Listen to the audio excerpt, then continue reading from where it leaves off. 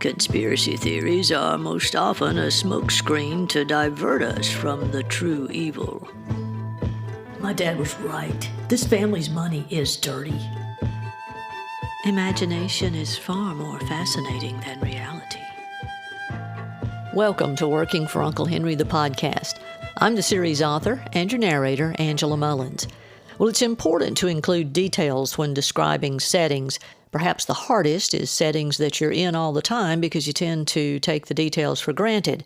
When dealing with fictional settings, you have to be sure not to forget the details. For the fictional town of Rolling Rivers, I have a map with all the buildings I mentioned, and then some, plotted out. For the Archer estate, I have a floor plan, furniture, and other decor situated all around. I do the same for other places like St. Matthew's Church. I can even simulate driving through the town to see everything as it comes into view. Chapter 28.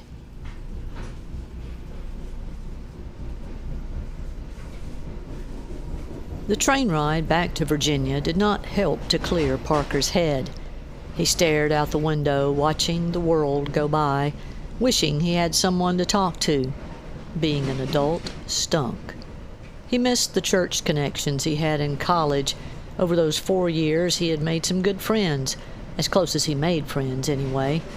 While he had never been much for sharing himself, he had found listening to others helped. Everybody seems to go through the same kinds of things: family, money, temptations, difficult people. They had all gone their separate ways after graduation, and since he wasn't into social media, he had quickly lost touch with them, except Iju, who had popped back into his life. But Iju had always been the jokester, not really one to go to for advice. But for the moment, Iju was all he had. As soon as Parker arrived back at the estate, he hopped on the freshly shined seat of his bike and strapped on his helmet. Thanks to Gerard's recent work, the bike cranked on the first try. He zipped out the gate, barely squeezing through as it opened. Venting his frustrations, he opened her up down the long drive and sped across the old bridge that led to the marshes. His back tire jerked on the damp dirt road of the marshes, forcing him to slow down some. But he still slung mud up on his boots and previously clean chassis. He passed several old shack houses on stilts before Iju's came into view. His first visit to his friends had been incidental, after finding a dead body and stumbling through the fog in search of help. The second visit was by chance through the woods as well. This time, he was driving into the marsh. Iju's orange Ford pickup was parked beside the swampside house on stilts. The truck probably cost more than the house, Parker thought. Scattered broken and loose boards on the weathered pier signaled caution. The railing leaned outward a bit. Iju was sitting on a safer-looking section in a green plastic chair, sipping from a solo cup. Several large trees draped above to provide shade from the hot August sun, but there could never be enough this time of year. "Hey, buddy, welcome to my plantation," he said, spreading his arms wide. "This house looks more like a plantation worker's house," Parker replied. "Hey, that sounded racist, but I'm going to let it go 'cause I'm just that kind of guy. Besides, I'm putting all my money in retirement." He joked again as he wiped beads of sweat from his forehead before they reached his full brown brows. "It's pretty hot out here. You do have air conditioning, don't you?" "Of course. I just like to keep my body prepared for when the power grid goes down. The Russians..." He winked. Parker shook his head and grinned. "Hopefully that won't be today. I was about to grill some burgers. Want to join me?" "Sounds great." The food on the train had not lived up to the sumptuous descriptions on the menu, and he was starved. The two reminisced about college, ate and played Need for Speed on Xbox. Iju didn't have much in the way of a house, but he didn't skimp on entertainment. The two had been competitive with their games in college. Parker usually beat Iju at this one, but today he was getting crushed, literally crashing and spinning out over and over. Iju celebrated his victory jubilantly until it occurred to him his opponent was seriously preoccupied. Man, you're really off your game. I never beat you at racing. What's up? Parker put down his game controller and shook his head. Just tired, I guess. Liar. And come to think of it, you ain't been very talkative either. He paused for a response, then continued. But if you don't want to talk about it, about what? Whatever's bothering you.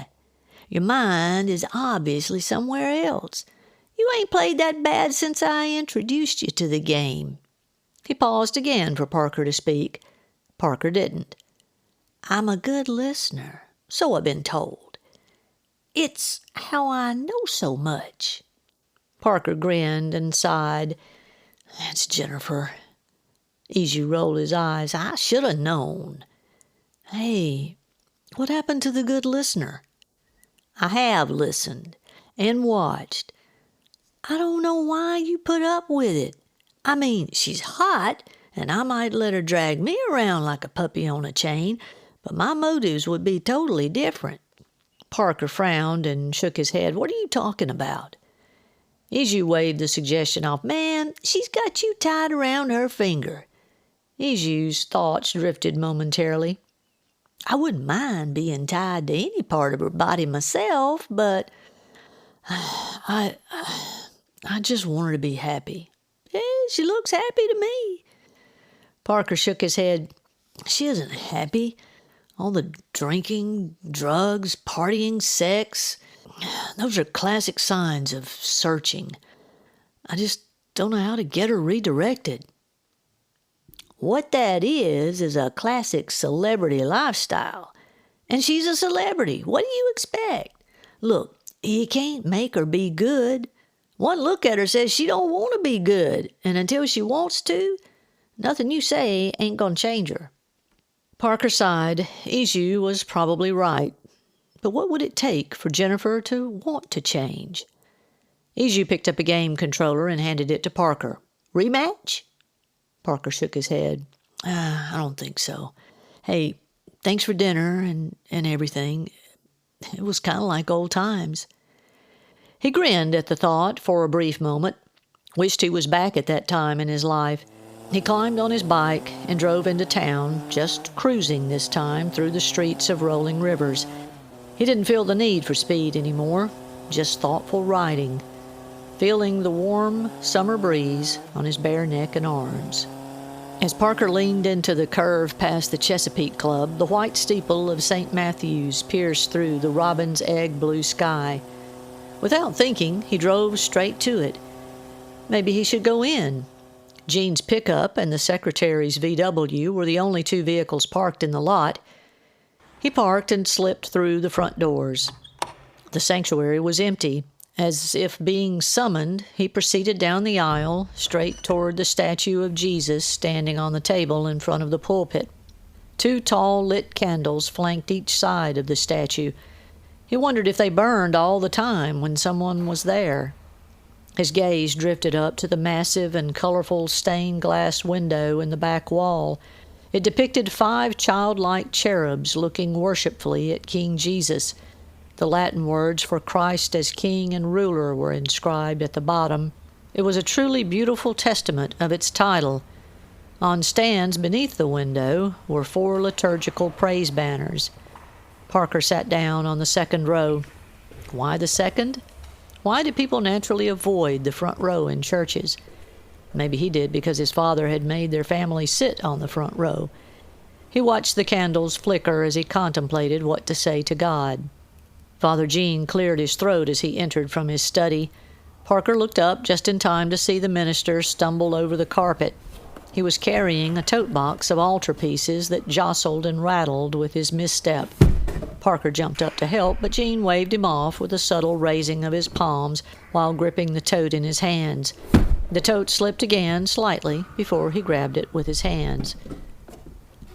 So sorry, the minister said with a hint of embarrassment on his face. He glanced toward the altar table. Do you mind? He asked with a nod from the tote to the table. Parker shook his head. No. Jean smiled. Been polishing these all day. He set out a chalice, matching tray, and more candles. The altar guild is on strike, I'm afraid. Parker didn't know what that meant, but he watched intently from his seat. He'd been in church all his life, but felt in foreign territory here. So many rituals and utensils. His curiosity about them was growing. Jean finished setting out the pieces, knocking a couple over and setting them back in place in the process. He dropped the tote on the floor and turned toward Parker. Did you want to see me about something? I guess. I just needed to come here. He looked around the room. Yes, many people find it easier to communicate with God here. Atmosphere, and I like to think he's always here. He pointed up. I come here a lot. Well, obviously I do, but sometimes home is a little difficult to pray. I don't think it matters where I go. I just don't think God is listening. Not answering doesn't mean he isn't listening. Parker smiled slightly. Good point. But there's so much going on that I don't understand. We always think if we understand things, we'll feel better, but I think God wants us to be comforted just knowing he's with us. There was that trust suggestion again. Then, the people we pray for. Do you ever feel like you've prayed for someone so much and nothing's happening? No signs of making any headway? Jean nodded enthusiastically. Yes. You want to throw up your hands and tell them good luck and have it their way and go to hell. Parker snapped his head up and looked at Jean. Well, no, not exactly, but... No. Of course, not literally. Parker wasn't sure whether to laugh or not. May I ask who you're praying for? Well, my cousin Jennifer. Ah, yes. Well, don't give up. I don't expect Miss Vincini has many people in her world praying for her. She needs you to keep it up. Parker considered the truth of Jean's advice. Mine is my brother Sid. Parker stared at him questioningly. My person I get tired of praying for. He's a really bad sort. Not many people praying for him either, so I have to keep it up. I light a candle for him every day. He glanced toward the votive stand where one burning candle shined among rows of votives. I think the board is going to start taking the cost of the candles out of my paycheck. He smiled at Parker. Do you see him much? We live together. That explained Jean's difficulty praying at home. Would you like to light a candle for Miss Vincini? Oh, what exactly does that mean? Well, the candle or the candle light represents the light of God. So when we light a candle for someone, it represents a prayer for God's light to shine in that person's life, hopefully leading them to God. Parker liked the idea. Yeah, I believe I will. They approached the votive stand together. Parker lit the candle next to Sid's and quietly prayed for his cousin. Jean prayed for her too. Afterward, the minister patted Parker on the back. Remember, very few people get judged into life change. Judgment often reveals an absence of love. Remove the log from your own eye first. Jean accidentally poked himself in the eye while demonstrating. Make sure she's your friend and not just a project. The church secretary stepped inside and reminded Jean of the board meeting about to start. Parker thanked the minister and headed out the front doors. On a table near the doorway, he spotted the brochures left by the missionary speaker that had been there the previous Sunday. Parker picked one up and shoved it into his pocket. He smiled. The chat with Jean had certainly been more encouraging than the one with Izu. He knew he needed to not give up on Jennifer, or at least God was working on Jennifer. Reaching her would definitely be a miracle, but miracles still happened. Of that, he was sure. Father Gigi may be a bit of a bumbler, but his advice there at the end was pretty good. Thanks for listening. Be sure to check out the show notes for interesting links and info.